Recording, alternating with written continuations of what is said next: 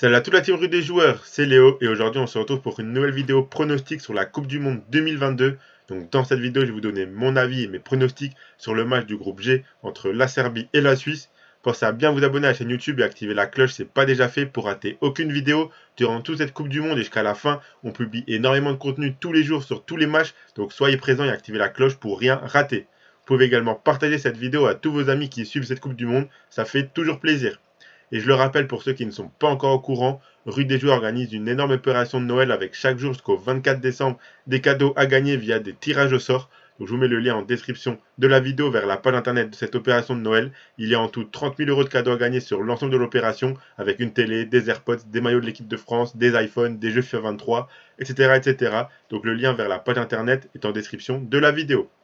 Comme d'habitude, si vous souhaitez suivre mes pronostics sur ce match entre la Serbie et la Suisse, vous pouvez le faire avec l'opérateur Unibet qui propose l'offre suivante. Donc votre premier pari qui est remboursé en free bet s'il est perdant à hauteur de 150% au lieu des 100% habituels grâce à l'exclusivité rue des joueurs.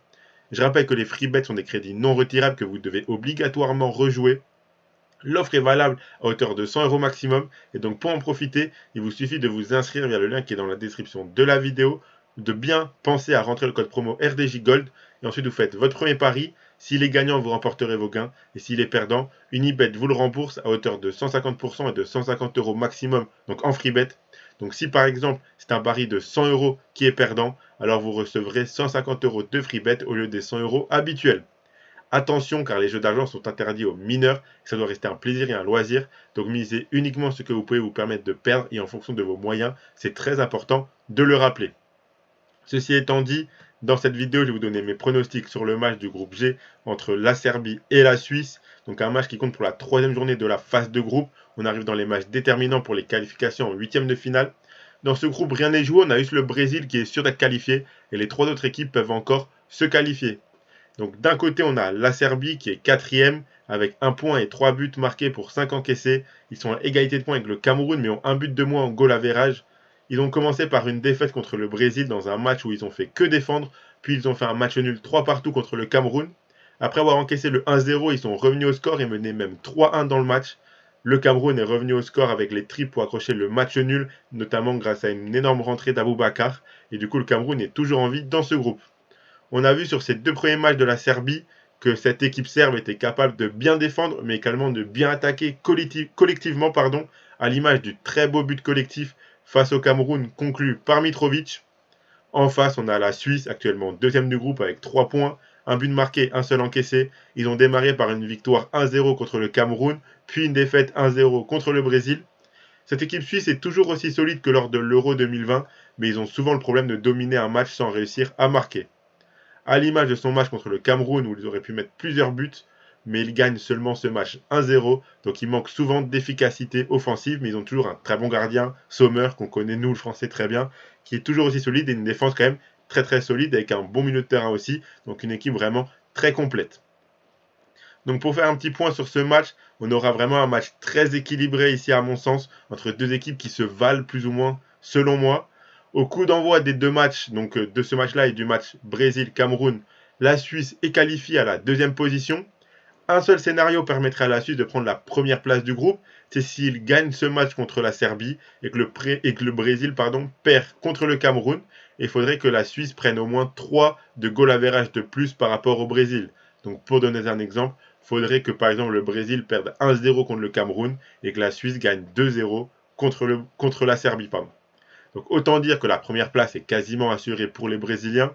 Donc si on se concentre donc sur la deuxième place qui sera convoitée par les trois équipes restantes, en cas de match nul entre la Suisse et la Serbie, la Suisse se qualifierait en tant que deuxième, sauf si le Cameroun bat le Brésil de 2 buts d'écart. En revanche, s'il y a un gagnant entre la Suisse et la Serbie, si c'est la Suisse qui gagne, alors elle est forcément qualifiée en tant que deuxième, peu importe le scénario de l'autre match. Et si c'est la Serbie, la Suisse est éliminée et la Serbie est qualifiée si le Cameroun ne gagne pas contre le Brésil ou si la Serbie met 2 buts de plus à la Suisse que le Cameroun en met au Brésil. Donc pour résumer tout ça, si la Suisse veut valider sa qualification à coup sûr, ils doivent gagner. Et si on part du principe que le Brésil fera un bon résultat contre le Cameroun, donc au moins un match nul, alors un match nul suffira également à la Suisse pour se qualifier. La Serbie, eux, ne doit pas se poser de questions. et elle doit à tout prix gagner en espérant un bon résultat en leur faveur du Brésil. J'imagine donc un match assez ouvert avec des Serbes qui vont pousser pour marquer un voire plusieurs buts qui leur permettraient de croire encore à la qualification, car logiquement le Brésil devrait assurer au moins le match nul contre le Cameroun selon moi. En face, les Suisses seront sûrement concentrés à défendre et jouer les contres pour également remporter ce match ou au moins tenir le match nul. Donc j'imagine un match assez serré niveau score, mais avec des buts. A noter qu'en phase de groupe 2018, la Suisse avait déjà battu la Serbie 2-1. Donc voilà pour mes 4 pronostics niveau 1N2, niveau résultat. Je vois bien, du coup, comme je l'ai dit, la Suisse ne pas perdre, donc nul ou Suisse à 1,47. Je pense que ça peut passer.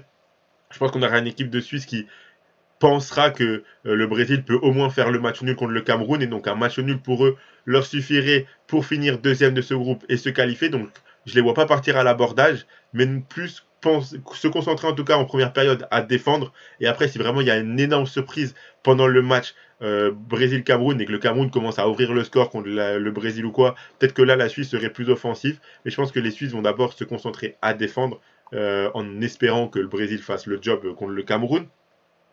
Et donc, je vois bien un match où la Suisse, comme je l'ai dit, serait plutôt concentrée à la défense et pourquoi pas jouer les contres quand les Serbes attaqueront vraiment en nombre et laisseront des espaces un petit peu derrière.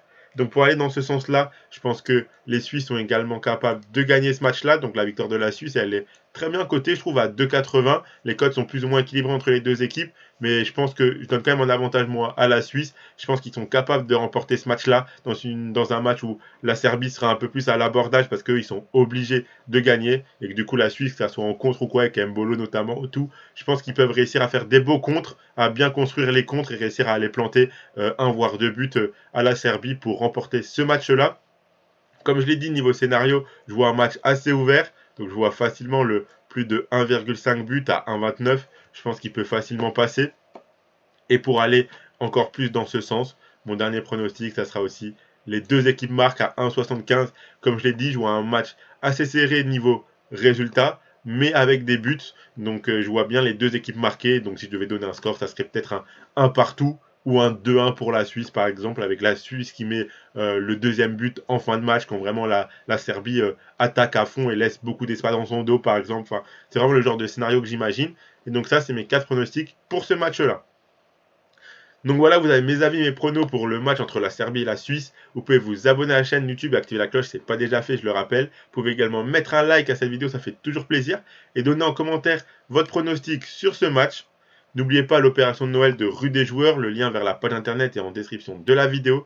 Je rappelle bien sûr que les jeux d'argent sont interdits aux mineurs et qu'il faut miser uniquement ce que vous pouvez vous permettre de perdre et en fonction de vos moyens, c'est très important. Moi je vous dis bon match à tous et à la prochaine.